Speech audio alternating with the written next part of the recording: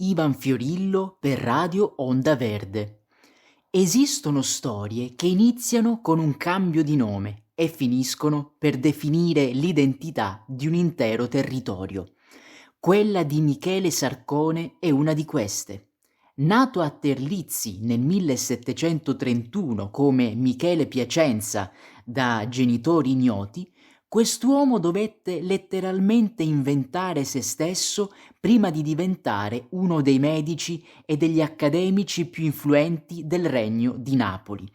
La sua ascesa, passata per gli studi neo-ippocratici e per l'analisi coraggiosa delle epidemie legate alla carestia del 1764, lo portò a essere l'uomo scelto dal governo borbonico per una missione cruciale: documentare le ferite del terremoto che nel 1783 rase al suolo le Calabrie. Sarcone non arrivò in questa terra come un freddo burocrate, ma come un osservatore attento alle implicazioni sociali e storiche, capace di trasformare un resoconto di viaggio in una dichiarazione d'amore e di denuncia per la città di Monteleone, l'attuale Vibo Valentia. Nel suo vagare tra le macerie, Sarcone si fermò davanti a quella che definì una città magnifica ed emula illustre delle poche bellezze rimaste nella Calabria ulteriore.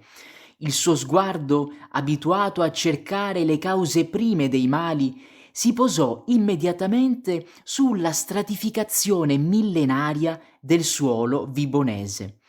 Mentre altri si perdevano in dispute accademiche, lui comprese con straordinaria lucidità che Monteleone era il grembo in cui convivevano le reliquie di Ipponion e della colonia romana di Valentia. Osservando i resti delle mura greche formate da grandi blocchi quadrati che gli ricordavano le possenti strutture etrusche, Sarcone citò con convinzione Appiano di Alessandria, il quale aveva attribuito a quel luogo il pregio di essere una delle 7 città più celebri d'Italia.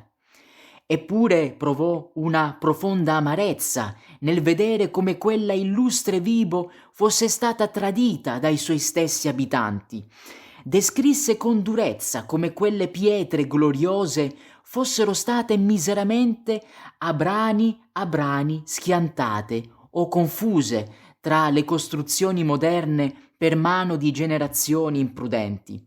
Era la denuncia di un'incuria che oggi definiremmo scempio culturale, un monito che risuona ancora tra i vicoli del centro storico.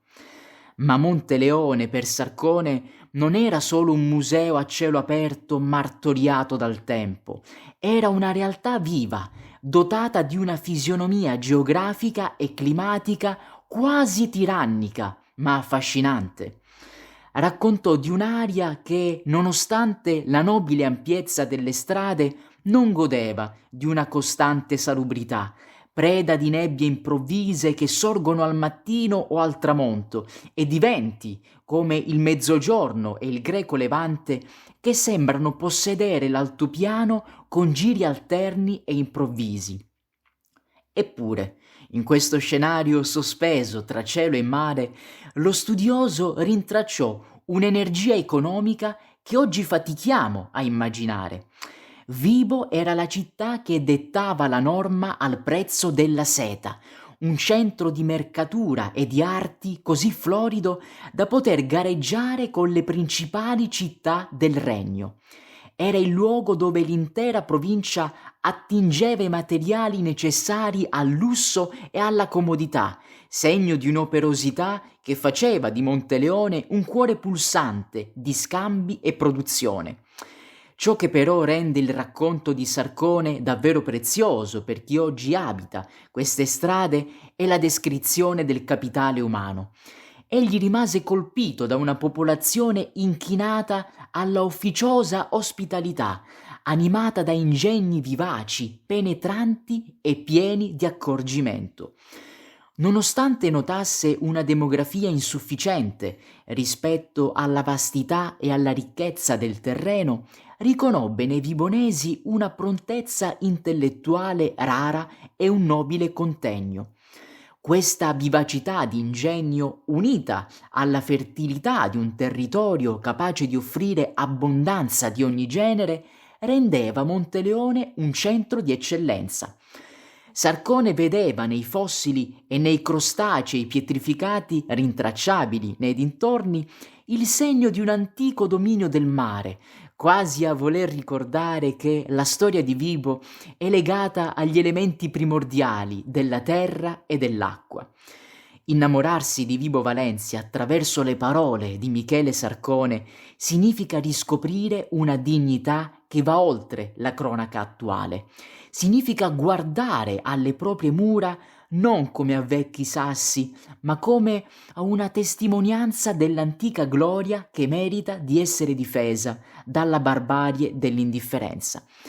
Il viaggio di Sarcone ci insegna che abitare questo luogo è un privilegio che richiede consapevolezza, quella di un popolo ospitale e intelligente che siede su una miniera di storia e di bellezza.